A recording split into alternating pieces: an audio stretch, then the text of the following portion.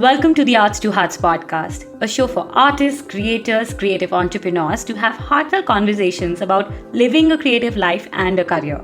As you go into this show, hear your favorite creators talk about money, mindset, business, creativity, and everything else that goes behind into making a life that we all adore as an artist. Hear the messy and the wonderful side of being a creative. I am your host, Charka Arora, an artist, creator, and founder of Arts to Hearts project. Thank you for joining me here. Take a comfy seat and be ready to take a peek inside hearts of your favorite creatives. Let's jump right in. Before we dig into this episode, I quickly want to remind you about our first open call of 2022. Yes, after a wonderful year of creating so many opportunities for our community, we are back with a bang in 2022 with our first international open call. The theme for this open call is Treasured Moments, and we are so excited to be collaborating with Photo to Way magazine and the founders of Photo to Way magazine, Juliana and Twiggy, for this open call. The open call ends on 7th of February 2022, and you can find all the details to submit, the link to submit in the description box below, or you can go to www.arts2heartsproject.com/submit. Hey you guys, welcome back to the season 2 Arts to Hearts podcast. This is your host Charka Arora. Today is a very exciting recording session. I have someone very special. A lot of you already know her. Again, like I said previously, in these episodes, I'm always trying to bring more artists and creative entrepreneurs on the forefront because that's been something that I've for a very long time associated myself.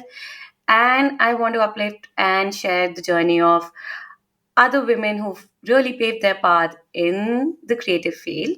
And today, I have someone very special. I have Sasha from Black Girls Who Paint. Welcome to the podcast, Sasha. Hello. Thank you for having me.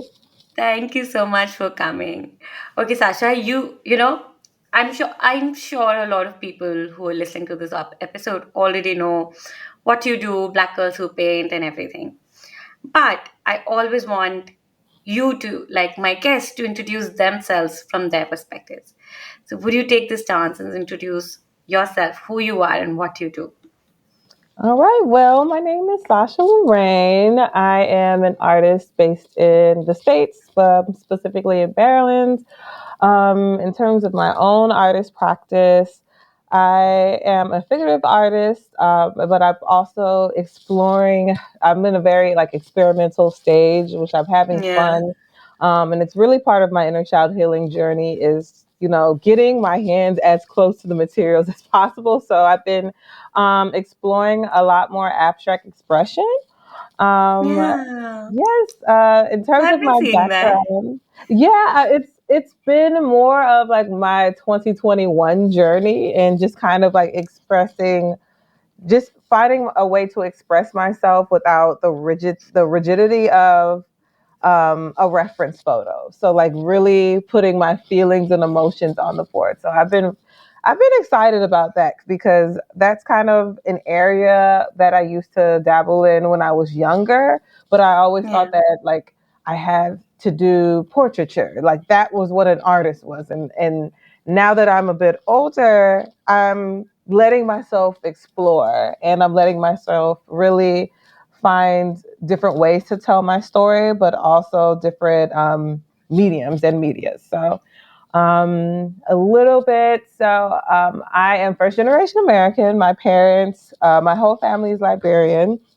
Um, I don't have a formal training, like educational training. Yeah. All of my academic background and my past career background was in economics and public Oh my administration. goodness.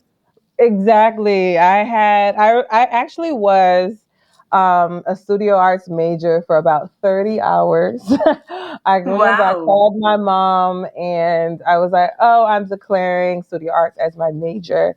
And they were like, "No, you know the deal. It's either science, law, or business." And that was kind of like the law. My dad called from overseas and was like, "No, you have three options." And so, you know, horribly, I had to redeclare economics, and then I got my master's in public administration about My goodness. 2 or 3 years later. And so, um, if you would have met me about 5 years ago, it would have been a different person completely, a We different all would have career. been there.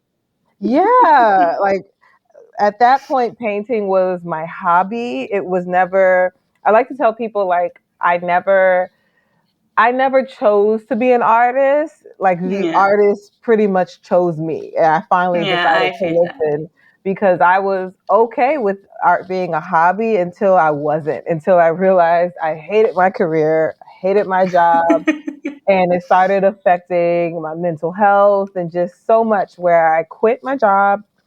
Well, at first I called my mom and told her that I was going to quit my job soon. And since my rent was over, I was like, can me and the dog just come into the basement? I'll only be here for like 3 years, but I think I'm going to quit my job soon and I'm going to pursue art full time. And of course, as the baby of the family, and it's really common in our culture for the kids to stay at home long beyond Yeah, same 18 here, same anyway. here. So she was And like, I'm come still back. living at my parents' house. I mean, Yeah, I live well, I'm alone. still I've in been the living basement, alone. so I I'm still in came the here 2 years ago.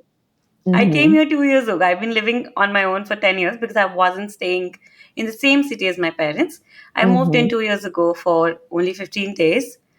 Then a lot of things happened, and I'm here just, it's 2 years later, and I'm still here. Well, there's no Completely problem normal. with that. There's no problem with that. Yeah. Yeah, I moved back with my parents. I want to say maybe 2 months later, I quit my job when my parents were out of town.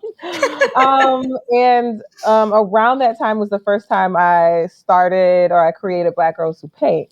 I created Black Girls Who Paint September of Just 2 months into it 2017. Yeah, it when was you moved in. 2017. I moved in. I created Black Girls Who Paint in September of 2017. I moved Wow. back to my parents January of 2018, and then March Oh, even before that. 2018. Yeah, March 2018, I quit my job, and I was like, I'll figure it out. But I was just really unhappy, and my mom also saw just how much being unhappy and just being in environments that I didn't feel fulfilled affected me. And Yeah. so she supported me, and she still supports me to this day. But creating Black Girls Who Paint, I always say it was an accident almost. I created it because I grew up in a very diverse area, as essentially I never grew up as a minority, even though I am a minority. And so Yeah. as I grew up, I had examples of Black doctors, Black business owners, Black teachers, just a lot of Black representation. But I didn't actually see it in the arts, especially living Yeah. so close to DC. All of the museums are there. We would go on field trips, and I never would see a Black artist. And if I did see a Black artist, it was normally a Black male artist. And so Hmm. I never really thought that I could pursue the arts, and I wasn't supported within the arts beyond the hobby. And Yeah. so that's kind of like how it was kind of like a 360. And um, I created Black Girls Who Paint the day I received. I just was fed up. I received one too many rejection emails, and that day on September 4th, and it was also a holiday here too, and Beyonce's birthday. But Oh, um, I saw the roster of the artists that were selected for this femininity or feminism exhibition. And there were, out of about 35 artists, there was one Black artist. my goodness. The rest were either white, yeah, or European, and there was just like no representation, and it just wasn't a reflection of even the local area because the DC is diverse, and especially where I grew up in Maryland, there's a lot of Black people, and Yeah. so why are they not represented in the arts, especially Yeah. at home? And so I saw the roster, and I just got fed up, and I was like, you know what, I'm tired of knocking on the doors of people who don't ultimately want me. And it's not a Yeah. reflection of my art.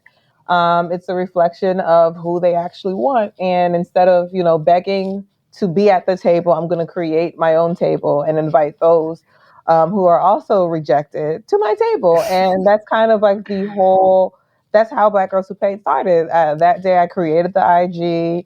My It goodness. sent a notification Did to you everyone in my phone. at Did you that say? point, did you think of it, at that point, did you think of it to become what it is today? No, I had no idea. So I actually created the page to save the page and then create like a foundation and a plan because what I went to school for is essentially like management. And so I was gonna like have, a 3-year strategic plan or this, and I didn't have that You came opportunity from because economics, fair enough. exactly. So Fair enough. when it sent the notification to everyone in my phone, because people were texting me, they were like, "What is Black Girls Who Paint? And why did I get this notification?" I was like, "I Uh, Instagram has snitched on me." And so from that day and suddenly, forward, like you were thinking you would do this privately, and then everybody yeah, knew, and you were like just everyone knew. forced, like go do it. Yes, I was literally forced. And so from that day forward, it was just on like overdrive. And I never thought it would be anything more than a page and maybe a movement if I'm lucky. Oh, it But is. like it just grew like wildfire, and those were the days where there wasn't an algorithm, and so Yeah, people legitimately followed and would see, and that's kind of how it grew so fast. And I started getting emails and messages about from other Black women artists who also felt the same way. I thought that it was just me. But when I realized it was bigger than myself, I was like, okay, what can I do to fill this gap? And so that's kind of yeah, where it started, and it's grown so organically. It's helped define who I am, not only as an artist, but also as a woman, as a human being, and kind of like what legacy I want to leave behind. Because essentially, I created the community that I wish I had as an actual Black girl who painted when I was yeah, about 10 or so. And so everything I do and how I move in terms of Black girls who paint, it's like, does it benefit my inner child? yeah, Does it benefit Sasha Loraine at 10, at 17, or at 19 when she, excitedly called her mom to tell her she's an art major and her heart was broken? And then yeah. also at 27 and then 31 and just moving forward. And so we had our 4-year anniversary in September of last year. And I Yay! know. And as of Congratulations. thank you. As of July 30th of 2020, we actually transitioned into a nonprofit organization. Oh my Um, goodness. yes, I'm super excited, and it it it really just helps define kind of it helped me define like how I move to just move more intentionally. And it's not, Yeah, yeah, sometimes we get lost in the sauce of like social media and like, yeah, what is it to be an artist? What does it mean to be an artist? Or where should I go? And especially not having, formal education, but being more self-taught. yeah, What can I do right now to get education? I can take yeah. workshops, I can join memberships, I can, do my own research and like really figure out what is my I want to voice, go. what is my subject matter, what are my Yeah, materials, and, take it from there. So that's yeah. a little bit about me. Love I hope that. I answered. You um, really answered it well, even though you didn't have to, but it was so nice to hear this from you. And I can truly yeah, like, you know, I've seen Black girls who paint, and it's really, really, honestly, it's really special to me personally because, like I mentioned to you, I've seen I've seen how what you do at Black Girls Who Paint. We've interacted on Instagram a couple of times, and I can associate with your feeling of not having enough visibility or not having enough opportunities, especially when you feel like you're in a minority. And even though I feel like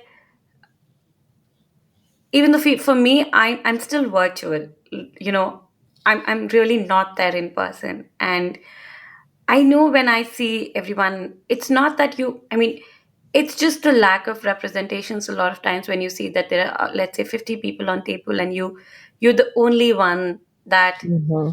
that is different. And even though I mean, it's it's such a big problem when you go into it, and it only deepens and deepens. The like the more you speak about it and the more you act on it, because at some point it's just in lack of representation, then it becomes lack of opportunities, and then it becomes something, and then it becomes something. And I love what you're doing at Black Girls Who Paint, especially in the arts, because it's such, it's such a niche thought, and unless you don't experience it, it cannot come out of you. Like, you, like you shared, it was something that you started because you had experienced it yourself. And if the younger you, 4 years ago, 2017, if Sasha at that point would have known that one little attempt of, asking herself that what can I do? Why, how do I, how do I create something for myself and not have to knock on someone else? You did not only serve yourself. 4 years, 5 years later, no, how many years later? I'm very bad at maths. I haven't had Same. economics. I haven't done economics in about 7 years. So I'm like, So we're my both brain. we're both mad at maths, but just you said 4 years, okay? You've not only made an impact for yourself, you've made an impact over what, 100,000 women, so many artists, so many women, and that is just so inspiring. That is just Thank so beautiful. you. Thank you. I do agree, and I also keep asking this myself, especially now. I'm an year into of Hearts to Hearts, and it's easy to get lost. It's easy to get overwhelmed amidst so many things, because you're running a business and you feel like, okay, you have to keep up with social media, you have to keep up with this, you have to keep up with this and that. But the other part is, as an artist, you need to keep up with yourself, and I feel like that's the hardest struggle. Like, that's I'm just a year into it. I'm sure you would have more profound advice for that, but it's the hardest thing, because on the one end of the tunnel, I feel like I have to keep pulling, because as someone who's entirely pulling this project on my own shoulders, and then my own art practice, and then there's so much. I mean, I feel like, you're just like this wind that sometimes something overtakes, and then sometimes something overtakes. Mhm. My next question is, we'll dive back into the same conversation again, but before that, I also want to know, how was how was Sasha as a child? Were you someone who was always very creative, outspoken? Because, for you, what you've done in your career so far, as an artist, and then as a community builder, as someone who's built a huge community for Black women artists. I want to know, what's the backstory? What was that something that you'd always subconsciously, been doing in your past years? So who was younger, Sasha Loraine? So the younger me, I was definitely always creative. I was always naturally gifted in drawing. Um, Wow. so I like to say that art was my first form of communication because I was extreme. I still am, but I when I was younger, I was extremely shy and Oh, wow. introverted, but I wasn't quiet. So once I like warmed up, then I'm just like, I'm a huge weirdo. I Ah. love art. I love animals, and Oh I my was God. I definitely love that you kid. already. I was definitely that kid, the little weird artsy kid that was quiet, that was, that loved all the arts. And it wasn't just painting because I started drawing first, but I also started with what I had. So Yeah. it would be any kind of arts and craft. My mother was very much like just an overall creative too. She was a seamstress. She sewed, like even the house. She made all of the curtains. She Oh, made some of wow. my cousin's prom dresses. I think she made my prom dress. She did make my prom dress as well. Ooh, I'm aging myself now. But she was always very creative herself. But growing up, I watched her um, restart, especially from coming because I was born right during the Civil War in Liberia, and so both my parents had to basically start over. So they already had, Yeah. the education, and they were doing well, and they would, go back and forth. But it wasn't until the war got really bad that they stayed here. Yeah. And so that's kind of why education and job security Ma- was always like Yeah. the goal, the end all goal, because they kind of they had a struggle in the states, Yes, I and get that. so but my mom always knew I was creative, so she never told me no on anything. I used to dance, I played piano. She really sacrificed a lot of herself so that her children, myself and my Good kid. brother, could wouldn't have to like necessarily struggle in the same way. And Yeah. so, yeah, when I got into my teen years, puberty and hormones, everyone wants to be cool. And so Yeah. all of my friends knew I could draw. They knew I was artsy and loved art, but at that time it wasn't cool or like accepted to be an artist. And I wasn't that self-confident for me to just be like, oh, this is me, and take me as I am, like I am now. And so I definitely tried to hide it, or I didn't share it as much until Yeah. probably after college, after undergrad. So when I was about 21, that's when I started publicly sharing my artwork and actually trying to like figure things out. So that's pretty much who I am. I honestly never thought that I would be here. I always Yeah. dreamt of, Being working in here. a gallery, being an artist, but that was never an option. I Yeah. always just thought that I would have a really, really good job and I would paint in my spare time.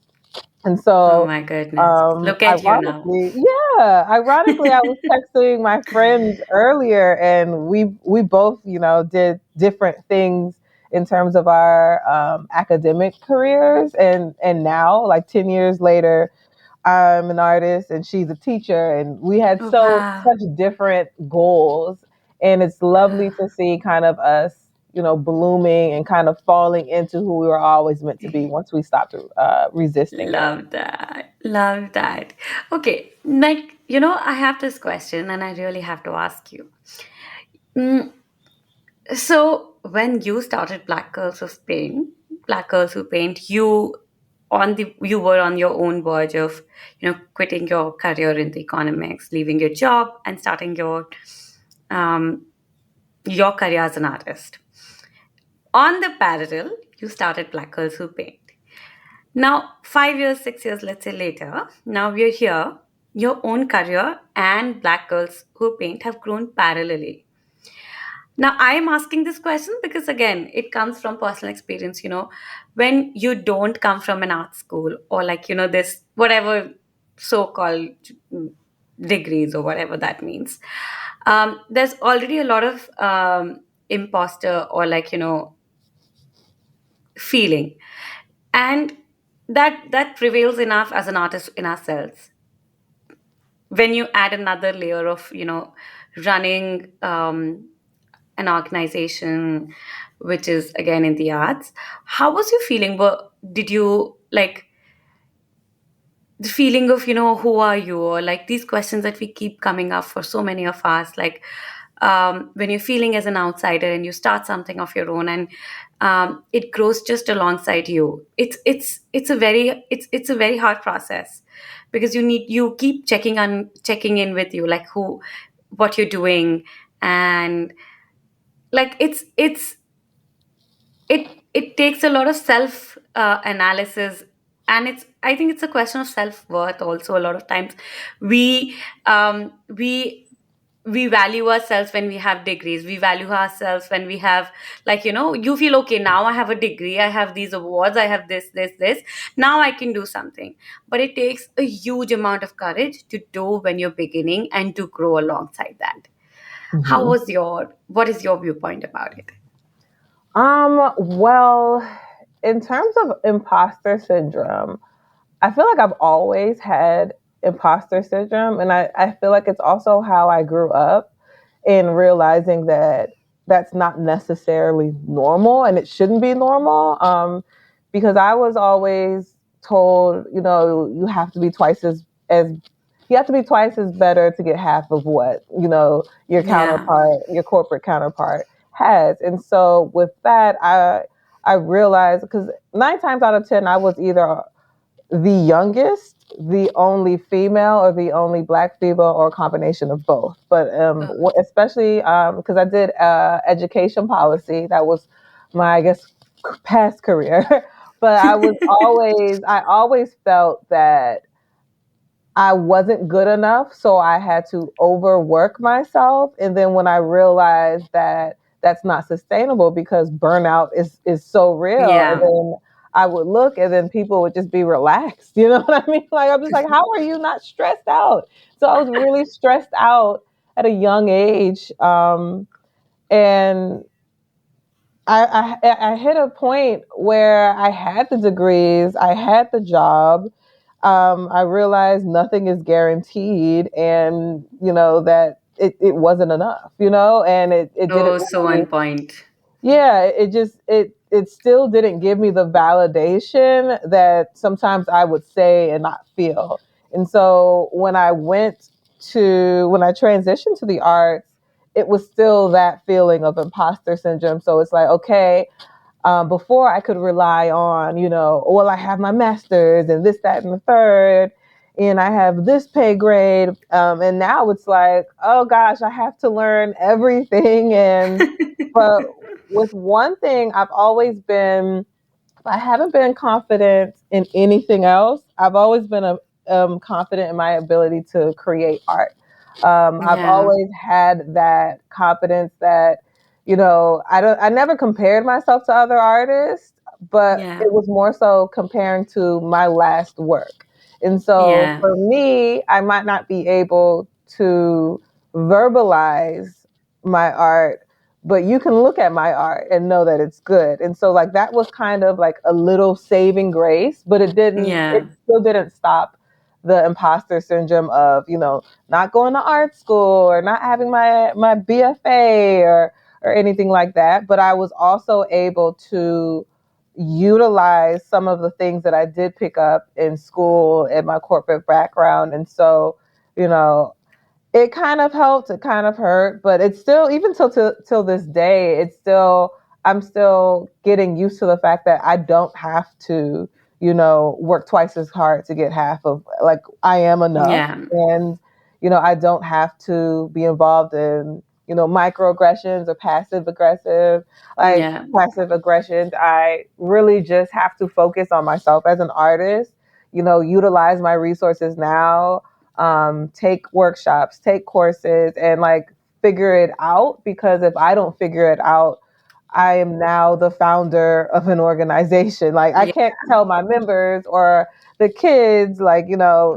that you should believe in yourself if I don't believe in myself. And so I Yes, owe that's it to true. myself, and I owe it to like my inner child. Her name is Mayu, and it means Yes. girl in our native dialect. But like, Oh, I owe it to wow. myself to to develop and build my self confidence, not only in my artwork but also in myself. Or Yeah. I don't know what I just said. Love that. Oh, wow. And what do you think has the relationship of as an artist, you as an artist, and you as someone who's leading an organization, Black Girls Who Paint? How's that relationship been with you? Like, how has you being an artist affected that position and your position as a founder of Black Girls Who Paint, who has been working with thousands of women artists around the globe in all these years? And everything that you do has impacted you as an artist yourself? I think I am in a really unique position because I I am the founder, but I'm also the customer, if that makes sense. Yeah, I know that. So anything that I do, the first question is, Would you like? would this have benefited my you or my inner child? Would this have benefited me at at this age or at this point in my life? And if it doesn't align, I got to wiggle myself out of there. And so I have to be really, and I'm really careful about what other organizations or people that I align with in terms of Black Girls Who Paint, because not everyone is really, not everyone cares about diversity in the arts Yeah, to support minority groups, because yes, we are Black Girls Who Paint, but this is also for anyone who doesn't see themselves represented in any field. yeah, Knowing just knowing that I can do it, you can do it, it's inspirational. So like when you find gaps that you can fill, it empowers you to also take steps, instead of saying, who do I need to contact to make this work? What Turn that into, what can I do? Am I in a position that I can create some change? What would change look like? Who would this impact? And it starts getting us to a wider discussion of, at the core, why aren't we involved in the arts? Why do we represent less than 4%? yeah, And so we can all work together um, to really just change the arts, because it's been dominated by men, particularly white men or white westernized men, man. Yes, forever. yeah, And let's be history today. So. yes. Oh my God, love that. Okay, now can you also talk a little bit about your journey of building Black Girls Who Paint? And I'm sure it has its own ups and downs. What was your biggest challenge when Um, you think of it? my biggest challenge. I think my biggest challenge was building a foundation after the fact.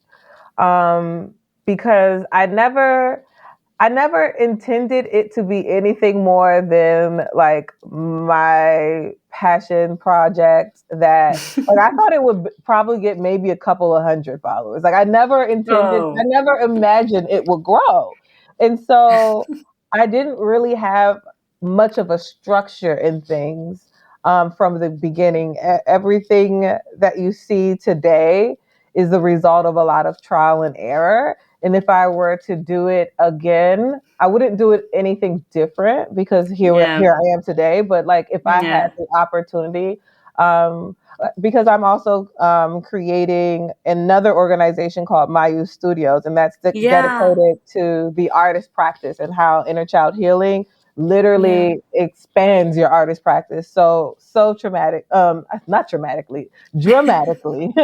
And so now with that, I'm being more intentional about the yeah, foundation and the structure, because I know what it feels like to be 3 years in an organization and not have the structure that I should have placed, but yeah, I didn't have the oversight or the insight to put it in there in the beginning. So, and that yeah, means, the website, the legalities of it, the structure of it, and the programming of it. Because at one point I did everything. I used to get, and I'm that type of a person where I truly do love helping people, and I yeah. really overextended my capacity so much, just Oh by my trying God. to do everything as opposed to Yeah, finding my niche. So yeah, just building structure after the fact, because I pretty much built structure after it was already big. yeah. But So. again, you are never taught how, especially in the arts. I mean, at least you came from economics, so I'm going to back up on the idea that you knew how basics of, Just the Like, basics. Supply equals demand. That's all I remember. but at least let's say that at least that you had some, like a lot of people don't even have like no idea. For even for me, when I started, this isn't my first business. Or honestly, like you said, Arts to Hearts, I didn't think it would become this what it is to me now. I just thought I didn't have a space um that felt mine, this need.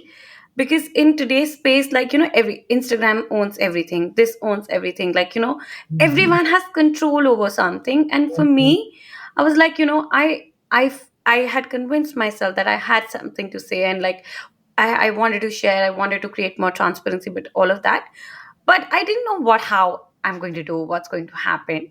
I was like, first, I just want to have a place that I have a control over, even if it meant like a small page on Instagram. That was that. But it grew into something, and then it you become, when the more you get involved into it, the more your fears get over, the more the imposter sits back, the more you Mm, want to come in front, and your ideas want to come in front. and yeah, and like, I because it wasn't my first business, at some point when I realized this was something that I wanted to do and I needed to make sense out of it, to run on its own course and all of that. So, and because I had some experience in the past, I've been in the startup here in India, and I knew, you know if I didn't know too much, I knew at least how to start.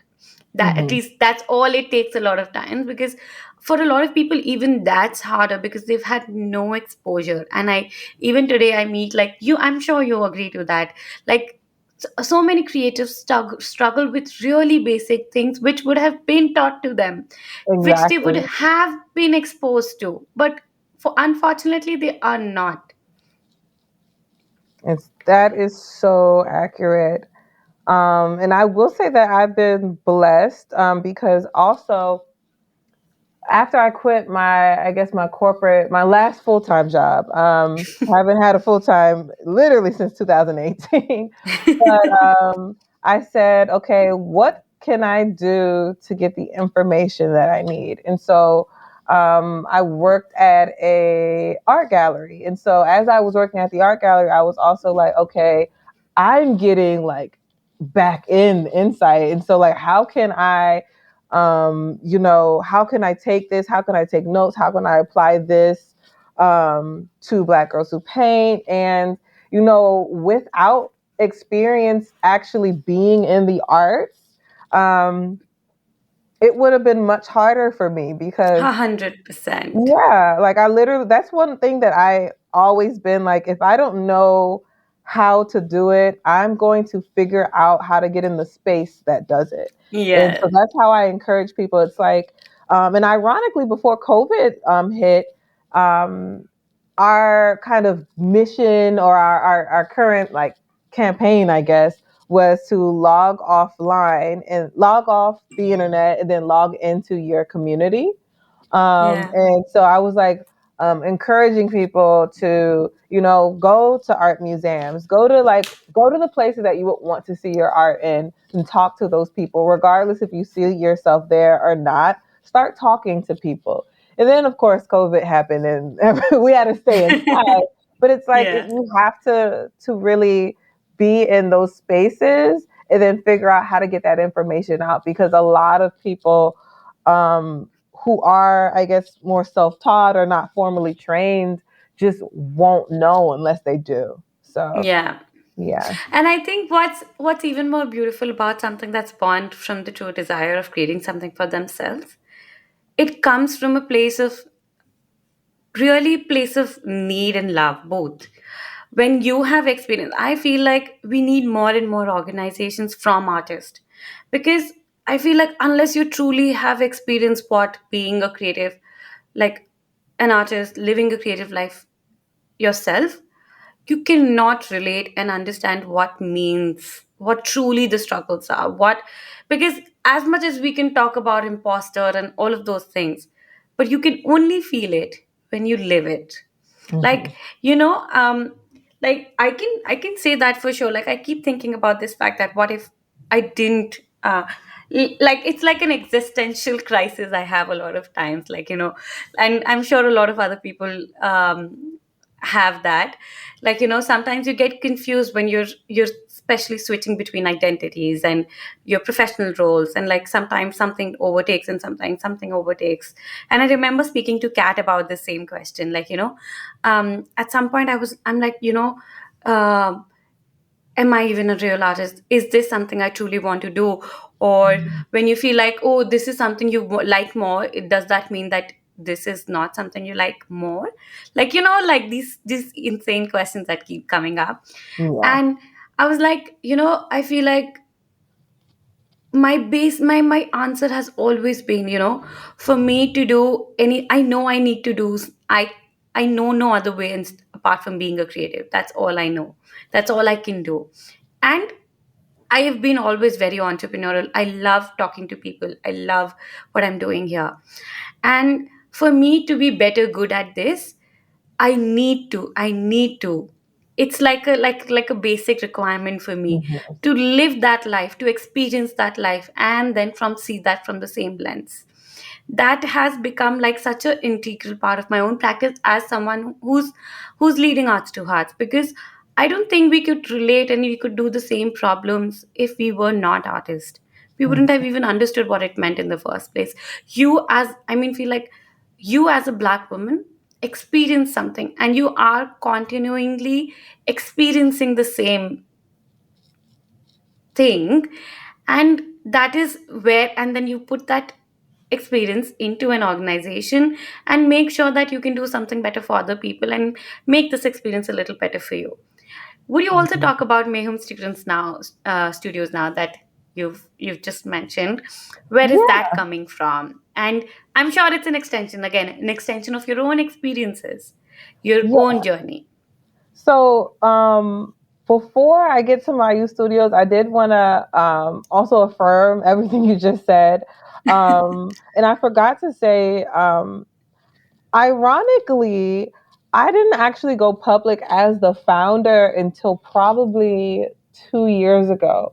Originally, Wow. I never connected myself to Black Girls Who Paint. So, um, I never really wanted to be like the face or anything. Yeah. I definitely wanted to be in the background. And then I Yeah. realized that that was kind of parallel to how I was showing up in the world too. Yes. I wanted to be in the background. I wanted to be, do the work and not have to be like praised for it or anything. And then I realized that in order to expand and grow into meaning, I have to share my story also and kind of step Yes. from behind the organization, behind the artwork to in front or beside it. And by sharing my story, it's also helped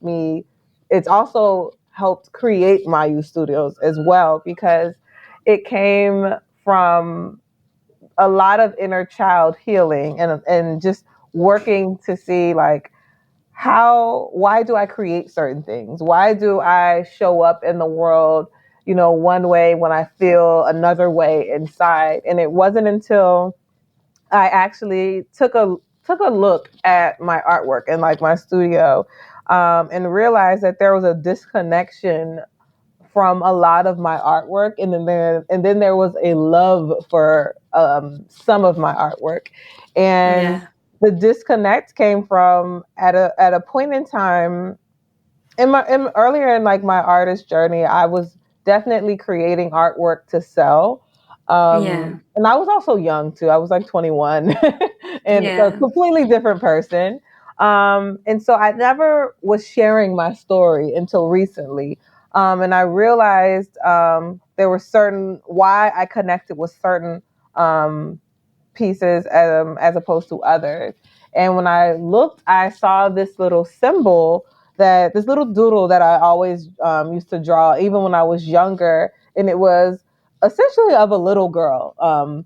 And I was like, I always draw this thing, and even when I was working and in the government and stuff, it's funny because every team meeting, which I won't say what I was about to say. They were kind of pointless, but all of the team meetings, my notes would have what I needed to do, deadlines, who I needed to contact, and then around it would be nothing but doodles and sketches. And a little bit of like, and her name is Mayu, so I would draw her everywhere. And even when I put my 2 weeks in at my job, my boss was like, she was like, "I'm really supporting you. I think this is exactly where you need to be. You don't need to be Oh, here. Like you can do the work and you do it well, but you don't need to be here." Like, and I was like, oh "Oh, my thank God. you. Tell my mom, please." But so as I started, and it was around like 2019.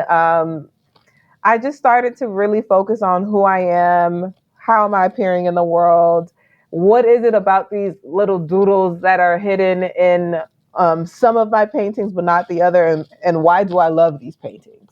And it was Yeah, really because that was the kind of artwork that I like to create, and those were also yeah, the pieces that I was somewhat hiding pieces of myself in. The other artwork, I was like, I think this is gonna get me followers, or I think this is gonna go um, this is gonna sell, or I can make prints off of that. And which there's nothing wrong with creating yeah. artwork I to wanted to sell. add that. Yeah, there's nothing wrong to creating artwork to sell, but I also wasn't making an effort to create artwork that made me feel good. And so Yeah, Mayu Studios is dedicated to creating, to reconnecting with your inner child and creating that artwork that you used to feel good making back when you were younger and you were naive, and the world was truly at your oyster, and we were free to create with whatever materials, with and there was whatever no we box had. you had to fit in. Yeah, because I remember like there was a specific time where I didn't feel like I had imposter syndrome. Like, yes, I was shy, Yeah, but I we was I all was were there at some afraid to point. like talk to people. But like I loved creating like paper mache. I love sewing. I love knit. Well, I didn't knit. I crocheted, and like I Oh just did so wow, many things in the scheme of art. And when I started really digging into doing them in my adulthood and then adding them into my practice, it made me feel happy about how I create. And so I didn't feel like even when I'm working on commissions or something, I'm not filling from an empty cup. I'm actually also simultaneously creating artwork that makes me feel good and that also tells my story as opposed to somebody yeah, else's story. So that's yeah, kind of where that came from. So it's all yeah, aligned, really. yeah.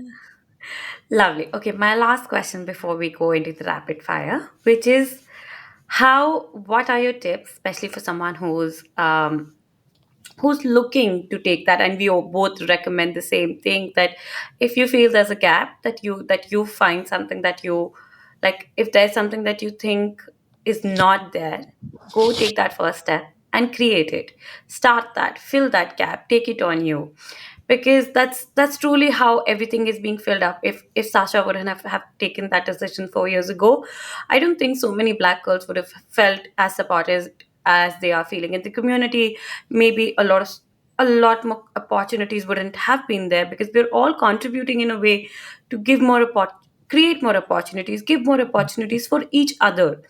So now, but uh so yeah, again, that is something we both recommend. My question is, what are your suggestions when on how to manage your career as an artist and to run a platform or a community? And how are you doing it? Like, are you doing this on your own? Do you have support system? Do you have like a team? If so, if someone's looking to do the same or is in the same place, how would you suggest them to scale and to start both? I would definitely suggest first sitting down and having. Ooh, this is hard because I really just hit the ground running. But for where I am now, would be to sit down and really think about what you can do and what you have the capacity for. I Yeah. wish that I would have done that earlier because Hmm. burnout is real, Yeah, a and hundred a percent. lot of times as founders of things that are not necessarily just businesses or organizations, but they're also like your Your brainchild or your hearts. baby, they're your heart. Yes. We tend to overextend ourselves and have low boundaries or no boundaries, and Yes. do everything for the sake of cause. So a tip would be to really sit down and really think about what resources you have and what capacity you have. And if you know anyone that also has a similar goal too, it, literally collaboration and teamwork is really good. Um, Yes. but A yeah, hundred just percent. yeah, working with other people that working with others that have similar capacities or even different capacities, but are really what's it called when they really care for the cause, when they're really passionate about the cause as well. Um, so yeah, in terms of how I'm doing it now, I'm still trying to find that balance. Okay. We did I need this advice. This, have so sorry. I did have a team um, for majority of 2021, and they both had great opportunities, and they left to pursue Oh, more goodness. full-time opportunities that were also aligned in their goals. So that's Yeah. really awesome. But you, as a business owner in general, you have to prepare for turnover, or what Yeah. does a team look like. And so currently, it's just myself, and we're actually creating like more programming for board expansion, because I'm going to be expanding the board, and then expanding the staff. We're going to get two people, three people actually. And so definitely when you're able to, I would say, cultivate a team and then scale, as opposed to Yeah. scale and then cultivate a team. I had this question because I feel like where I am right now, it's so hard. It's so Hmm. hard because sometimes I feel like I just can't have a grasp of things and I have a hard time of letting go because Yeah. as much as I hate to admit I am a perfectionist, I love doing things to perfection, but now I'm getting better of letting that go Hmm. by the day. But there's also like a thin line where you understand this is your perfection, this is something that you need to do, like this is the Hmm. bare minimum quality, like you need to have high standards for yourself as well. And I Yeah, feel it's so hard when we're so, I mean, we're, as compared to black also paint, we're still smaller. And you at this, I mean, where it is now, you doing that all by yourself, it's been, I'm sure it must have been a lot of work because people, I it mean, is. it is a lot of work. But I will say to always prioritize yourself. The more you prioritize yourself, the more you as a byproduct, you will be able to fill from a more full cup, and you'll be able to niche in the Yeah. appropriate ways. Because I know 2021 was a really good year in terms of opportunities, but it was also my hardest Yeah. year. My mom got extremely sick, and she almost, didn't make it, and there was just Oh so my much that goodness. happened in terms of capacity and burnt out that I experienced.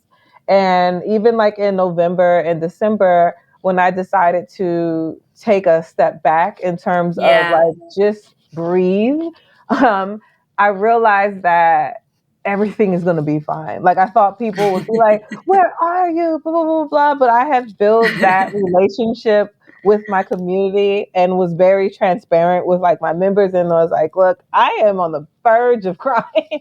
And they were all understanding. And so, taking those 2 months as a step back really helped me to come back more focused and more intentional now in the direction, because without that, I would have still been operating from a place of burnout, an extreme Yeah. burnout. And Such a key point. now, yeah, and now, like, if you ever feel like you're at a place where it's too much, I really do encourage you to just literally take a step back, because Yeah. nine times out of 10, your community will be understanding, or Yeah. they probably won't even notice. You know what I mean? Like, Yeah, because that's we true. do so much And on the also, back end yeah, and we that feel, they'll and never I think know. also something that I feel, I mean, I'm also still trying to work upon it. I mean, asking for help, how simple that is, Mhm. but how essential that is. I mean, even if you can't hire, I mean, I'm so grateful for the support I have. I have someone who helps me with social media. I have someone who edits my podcast. I have someone, like, I have like, I had to let go of this thing that I can do this better. Like Mhm. sometimes the things don't happen the way I could, and I'm sure I first, like, letting go of the fact that I have to do everything all by myself, because if I do everything, I will mostly not be able to do more things that I want to do in my life. Mhm. And to let go that even if this isn't the way I thought it would be or how I would have done it, it's still good. It's It's still, still good. I mean, it was Exactly. so important. And that's also what I'm noticing and like realizing now, because essentially making Black Girls Who Paint a nonprofit, I'm essentially giving my baby to the board of directors. Even though I am Yeah. going to be like the president or the chair, but it's Yeah. still not, mine fully anymore. Yeah. And I'm Yeah. like that. I think that's the best decision that I could have made, because it's been way bigger than my baby for a long Yeah. time. Yeah. And now I'm at the point where I'm just like, yes, I'm like actively like reaching out to people like, hey, are you interested in being on the board? Like I'm trying to build that trust now, because I want it to be, for us, by us, not just by Love me. that. So Yes, like I I'm understand. excited now. I used to be terrified about it, but like I'm really Yeah. excited to for a group of us to put our heads together and Love say, okay, that. how can we make the scholarship? How can we, increase the scholarship or increase marketing for the scholarship? And how can we Love. increase like more support for artists? And it's not just solely on my back. And because Yeah. I also And am a see, when you full-time were, artist too. like, you've done this far, when you were just, it was just one head, and the amount of impact you could now you can make with so many brilliant minds coming together. Yeah, I'm Love excited. that. Like, and I'm also I'm extremely tired. So, like, this also is like, oh, I get a rest soon. And I'm also resting now, but like, I really get to shift. I'm really excited to shift roles, because Yes. I think that's truly how it's going to grow even bigger. Like, Yeah. I'm just excited. So, I I am can't so wait. excited for you. Thank And I can't wait you. to see what's going to happen. But I know for a fact that it's going to go even better and bigger. And I think at the end of the day, I keep asking this myself, even if it feels uncomfortable, is it making the impact on others' life in the way I would want? Is it growing the impact? And as long as, because at the heart of all the work that we do, all the sacrifices, all the cries, all everything, it's because we truly, truly want. Hmm. It's like, I feel like when you experience something, and you don't like it, you truly feel like people close to you or people around you or people you associate with, they don't have to go through the same thing. Hmm. Yeah. And I'm sure, and I feel like you're doing such an amazing job about it. So I am here always cheering for you, like I was, and even louder Thank now. you. And And likewise. thank you so much for your time. And we will now just jump into the rapid fire, which is the most favorite part of the episode for me. You have to Yeah. be quick. Are you ready? Uh-oh. I think so. Yes. So, okay, one, two, three, here we go. One thing you want to convey through your work in the arts. Um, One thing that I want to convey is that I know myself and Love I that. am myself now. You are you. What's Yes, that that one part. word? What's that one word that describes you the best? Eccentric. That's And been coming up a I lot. like it. Yes, you are it. If you could have a studio anywhere in the world, where would it be? Oh, I don't know a place, but I know the environment. It would be like on an island somewhere. There would be no snow, no coldness, and there would be animals I would say the same. explore. I'm both of us are freezing right now. I know, So, I'm like, oh, I'm so sorry. okay, your biggest source of inspiration. My mom. I love that. I Yeah, love my that. mommy. Who's your favorite woman artist? Ooh, of all time? Well, I Any would kind, just say any time. Alma Thomas. Sorry, Alma Alma Thomas? Thomas. Yes. Love her work. I love her too. Okay, this is a little more than one thing. Can you share, like, I'm sure there must have been many, but can you share one moment out of your bucket where you felt like you truly cherish even today, like you feel grateful for being an artist? Like one moment. One moment I am grateful for being an artist. When I realize I don't have to accept things that don't add to my life, if that makes sense. Well, when I quit Yeah. my job, my corporate job, every job that I've quit, but definitely my quitting my last job is probably the highlight. Quitting the other life and always choosing the artist life. Yes, Love choosing that. it. Who's your go-to person when you are in trouble or in need of advice? My mommy. I guess that one. Okay, if you were to meet younger Sasha today, what advice would you give her? Whew, Lord, don't be afraid to be yourself. The sooner you become yourself, the happier you will be. Love that. Okay. And I know younger Shout Sasha out. would be like, "What the heck are you talking about?" Okay. Shout out to an artist who you're currently loving on social media and slash who's on your hot list. Women artist, well, any artist. you said on my heart list. Yeah, so that's like a list that we've tagged on Arts to Hearts. It's called Heart List. People Oh, we okay. heart. I would say, oh, there's many. If I were to pick one, her name is Zdeka Nzinga. I believe that's her artist name Oh because I my didn't want to goodness. say her last name.